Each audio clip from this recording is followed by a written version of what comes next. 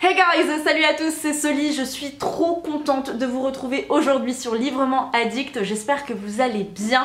On se retrouve dans cette nouvelle vidéo pour une nouvelle catégorie des Auto Editions Awards qui est organisée par Solène Kate. Comme d'hab, je vous mets les liens vers ses réseaux dans la barre d'infos. Et aujourd'hui, on se retrouve pour la catégorie Athéna, à savoir le meilleur résumé.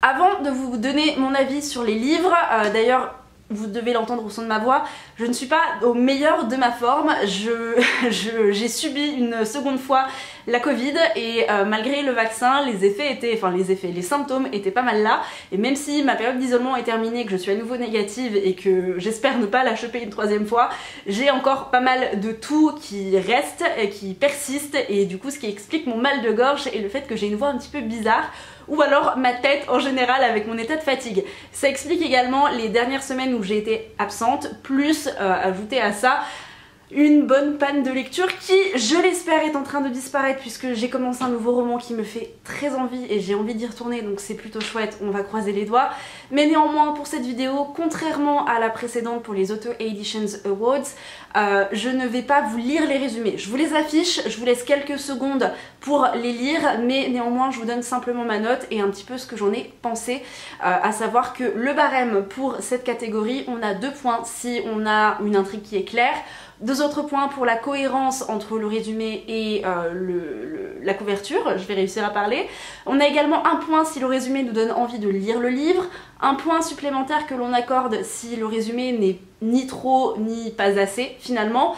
On a 2 autres points pour le résumé s'il est rythmé, et enfin 2 points supplémentaires pour avoir un total de 10 points si le résumé est un coup de cœur. Voilà, tout simplement il y a une quinzaine de livres, je vais vous présenter tout ça et puis écoutez, j'espère que vous pourrez découvrir des romans qui vous font très envie.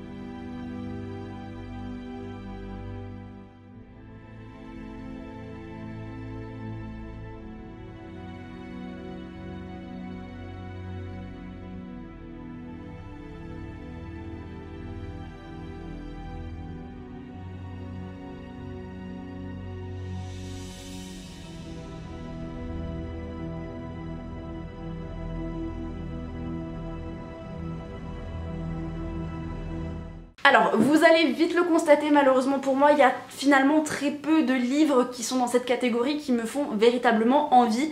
Ça se ressent dans mes notes qui peuvent être jugées un petit peu sévères. Pour autant, ce ne sont pas forcément des livres vers lesquels je vais me diriger en librairie, que ce soit par leur couverture ou simplement ici par leur résumé. Ce qui explique les notes, comme vous allez le voir, je vous l'ai dit, qui ne sont pas hyper méga hautes. Alors attention, encore une fois, petit disclaimer, ce n'est pas parce que y a des notes qui sont moins bonnes que d'autres ou meilleures que d'autres, ou des livres qui vont davantage m'intéresser que d'autres, que ça veut dire que ils sont forcément bons ou qu'ils sont forcément mauvais. En tant que lecteur, nous avons des attentes différentes, des envies différentes et des genres de prédilection aussi différents, et forcément on ne peut pas tous et toutes aimer la même chose.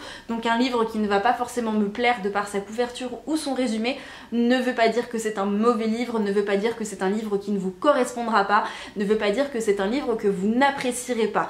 Donc si jamais vous avez un résumé qui vous tente, mais allez-y, foncez, soutenez ces auteurs auto-édités, faites-vous votre propre avis et puis n'hésitez surtout pas à aller partager tout ça sur les réseaux, bien évidemment. On démarre avec le premier roman, c'est L'Artisan meurtrier de Mathieu Urban. Pour moi c'est un 4,5 sur 10 puisque ce n'est pas véritablement le genre de livre vers lequel je vais me diriger.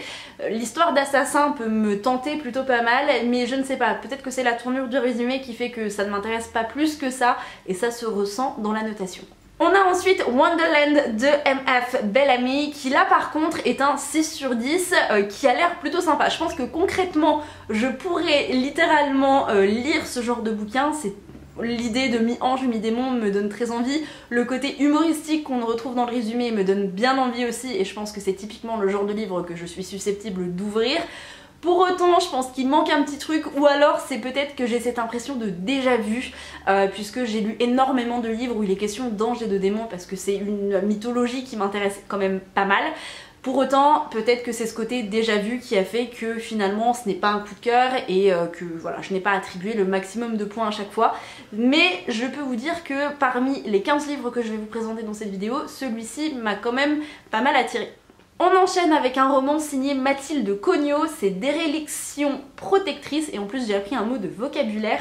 Celui-ci avait l'air plutôt sympathique, pour moi c'est un 5,5 sur 10 puisque finalement les thématiques abordées je sais d'avance qu'elles ne me plairont pas forcément et qu'elles me mettront soit mal à l'aise, soit il y a des chances que je sois extrêmement critique, je me connais et que du coup ben, je trouve pas forcément certaines thématiques très crédibles.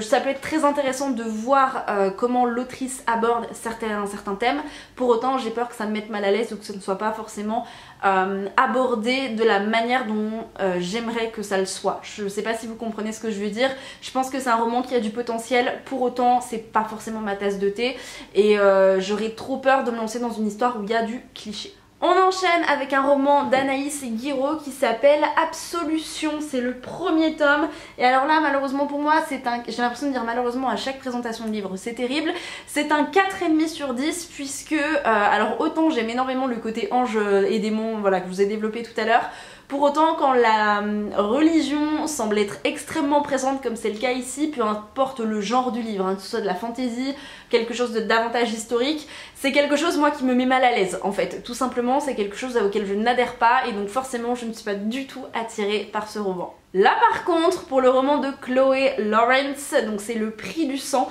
là clairement c'est typiquement le genre de livre que je pourrais lire, c'est un côté un petit peu beat-lit et pour moi il arrive en première place dans cette vidéo, voilà dans cette catégorie je devrais dire, c'est un 8,5 sur 10 pour moi puisque concrètement c'est voilà, c'est le côté surnaturel que j'apprécie beaucoup, que je continue d'apprécier parce que j'en ai quand même lu pas mal. Pour autant je m'en lasse pas forcément même si on peut rentrer dans des clichés, en tout cas en termes de résumé celui-ci je le trouve extrêmement alléchant et il me fait terriblement envie forcément. Le prochain roman vous allez voir, il m'a laissé quelque peu dubitative, alors c'est un 5 sur 10 pour moi. De prime abord ça paye peut-être pas de mine comme ça, pour autant je trouve qu'on a quand même de la cohérence entre le résumé et la couverture. C'est un roman signé Maëponce, c'est Pour un monde meilleur, phase 1. Ça a un côté un petit peu, j'ai presque envie de dire science-fiction, mais en fait presque plus futuriste et au niveau du résumé, même si c'est pas le genre d'histoire qui va m'intriguer plus que ça ou vers laquelle je vais me diriger, je sais pas, il y a un truc dans le style d'écriture qui a quand même retenu mon attention, je ne pourrais pas vous l'expliquer, je me dis peut-être, pourquoi pas, dans quelques années, peut-être que ce sera le genre de livre qui m'intéressera, pour le moment ce n'est pas le cas, pour autant, à voir. On enchaîne avec Le Clan des Sacrifiés de Maclo Dessy. Alors de prime abord comme ça, la couverture, je me suis dit oh pourquoi pas. Il y avait un côté un peu avec les premières couvertures de Six of Crows vous savez, et je sais pas, peut-être que inconsciemment je me suis dit cool on va tomber dans un truc un petit peu fantasy, fantastique comme ça, et en fait pas plus que ça, et pour moi c'est un 6 sur 10 parce que même si je suis intriguée par certains éléments de cette intrigue qui sont développés dans ce résumé, je ne suis pas non plus hyper emballée finalement et j'ai peur d'être mal à l'aise avec certaines thématiques abordées. On enchaîne avec un roman de Megara Nolan qui s'appelle Atypicalypso. Alors je vous cache pas que j'ai eu un petit peu de mal à découvrir le titre, voilà. Pour moi c'est un malheureusement 3,5 sur 10 puisque l'histoire ne me fait pas du tout, mais alors pas du tout envie. En fait je pense que c'est l'originalité du résumé qui fait que avec moi ça ne passe pas. Je pense que c'est typiquement le genre d'histoire, soit ça passe, soit ça casse. Avec moi ça passe pas forcément plus que ça. Je comprends l'idée qui est développée avec ce résumé et je comprends l'originalité et même je l'approuve, mais en tant que lectrice c'est vrai que je suis pas hyper emballée et je vais pas vous cacher que la police utilisée pour le titre de la couverture ne m'a pas non plus conquise. Alors je sais que je suis pas censée noter la couverture, mais je note la cohérence entre la couverture et le résumé, et puis même en tant que lectrice en fait, en tant que lecteur, ça a son importance, et quand vous n'arrivez pas à déchiffrer le titre, je trouve que c'est un petit peu embêtant. Mais bon voilà, après je suis allée chercher sur internet si vous voulez, c'était pas plus embêtant que ça, mais quand même de prime abord, quand le résumé vous emballe pas, si vous n'êtes pas non plus conquis par la couverture plus que ça et qu'en plus vous avez du mal à déchiffrer le titre, c'est un petit peu embêtant. Après, je pense qu'il peut y avoir du potentiel pour les lecteurs qui aiment ce genre de livre-là. On enchaîne avec Lockets de Nelly Iceta, je pense qu'on dit Iceta, qui ici a un côté un petit peu dystopique. On se retrouve plongé en 2032, donc finalement c'est quand même dans une dizaine d'années, donc c'est dans pas si longtemps que ça.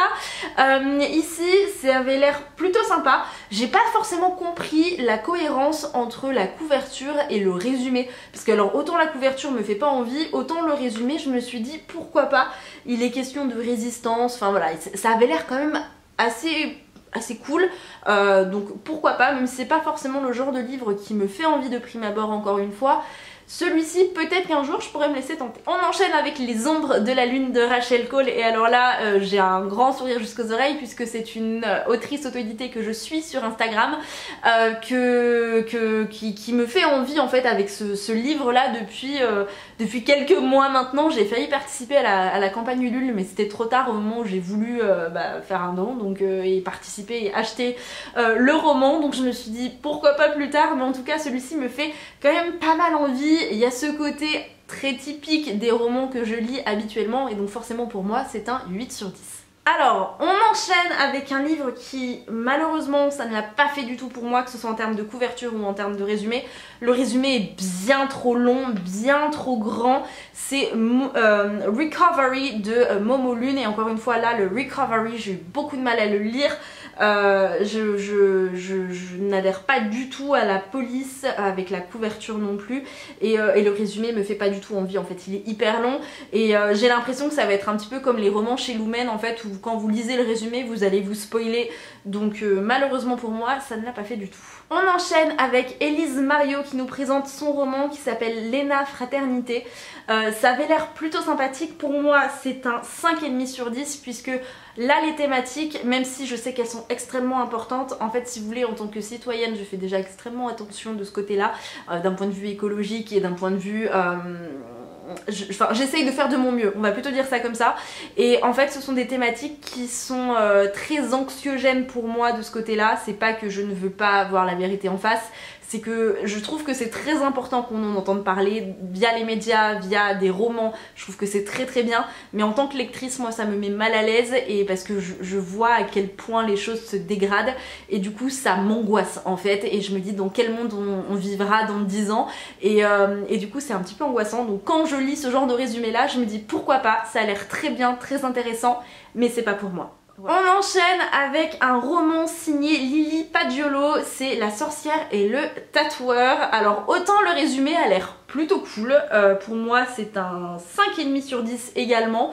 Le résumé a l'air sympa, il y a un côté un petit peu humoristique où on se dit ah pourquoi pas, il y a un côté un petit peu witchy, j'ai envie de vous dire bitlit, mais voilà, ce côté un petit peu, c'est peut-être plutôt de la cheatlit, ou enfin c'est ce côté surnaturel en fait si vous voulez, fantastique qui est présent. Je me dis pourquoi pas, mais alors j'adhère pas du tout à la couverture et le titre.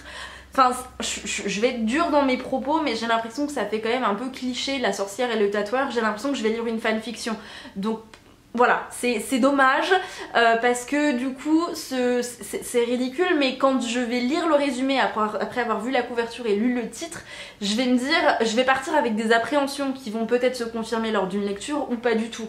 Là en l'occurrence, même si après coup le résumé je me dis pourquoi pas, c'est pas forcément un livre vers lequel je vais me tourner, même s'il y a des éléments qui m'intéressent d'habitude dans les autres romans que j'ai l'habitude de lire. Ça fait beaucoup de d'habitude en peu de temps. Solène, apprends à t'exprimer. On enchaîne avec Ne fuis plus d'Arkelana, et ici on va suivre une jeune femme qui s'appelle Daphné et qui est en fuite. Pour moi c'est un 5 sur 10 puisque malheureusement encore une fois ce ne sont pas des thématiques qui m'intéressent, ou alors j'ai l'impression de les avoir déjà lues dans de nombreuses séries, dans de nombreux livres, de manière différente bien évidemment, mais dans le fond ça reste les mêmes idées. Vous savez que j'ai eu une grosse période de romance il y a quelques années où la moindre romance qui me tombait sous la main j'avais envie de la dévorer, et du coup j'ai l'impression d'avoir fait le tour de pas mal de thématiques, et malheureusement j'ai l'impression que c'est le cas pour ici, donc finalement le résumé je le trouve pas si alléchant que ça. Voilà. Et enfin, contre toute attente, le dernier roman que je vous présente dans cette vidéo, c'est le roman de Pierre Verja qui s'appelle L'homme de la cave. Et alors là, il y a un côté un petit peu policier, thriller, qui moi me correspond pas du tout en tant que lectrice, hein. Vous savez que c'est un genre, le policier qui me... enfin même le thriller, ce sont des genres que je n'aime pas du tout, qui m'angoissent, qui me rendent anxieuse et auxquels je n'accroche pas en fait, voilà. Mais de manière générale, que ce soit pour les livres, pour les films ou pour les séries, ce sont des genres qui ne me plaisent pas du tout. Et pour autant là, pour moi c'est un 6 sur 10 puisque j'ai été quelque peu intriguée par ce résumé, donc je me suis dit pourquoi pas, voilà, pourquoi pas, ça avait l'air pas si mal que ça, et je pense que si j'étais friande de policiers, de thriller, je me serais peut-être dirigée vers ce roman, parce que pour moi qui déteste ça, vraiment je me suis dit why not. Donc finalement peut-être que dans un futur proche, si un jour je tente de lire du policier ou du thriller, je me lancerai peut-être dans ce roman. J'en ai terminé avec cette vidéo, j'espère qu'elle vous aura plu et que vous avez pu découvrir énormément de livres auto-édités qui potentiellement vous intéressent. En attendant une prochaine vidéo qui arrivera, je ne sais pas trop quand malheureusement, tout dépendra de mon état de santé et de mon envie de lire qui revient, même si je peux vous faire des vidéos sur d'autres sujets. C'est également un petit peu compliqué pour moi en ce moment parce que je ne suis pas toujours chez moi, et enfin bref, je vous expliquerai tout ça en temps voulu bien évidemment, mais forcément je n'ai pas tous mes livres avec moi et c'est un petit peu compliqué, et comme l'envie n'est pas tout non plus hyper méga présente, voilà, c'est pas forcément l'idéal de filmer, et j'ai pas non plus forcément mon matériel avec moi. Bref, on fait au mieux, j'espère que ça va de votre côté. Je vous souhaite à tous et à toutes de passer de très belles et bonnes lectures. Je vous dis à la prochaine sur la chaîne, j'espère très vite, et puis je vous dis à bientôt. Bye bye, prenez soin de vous.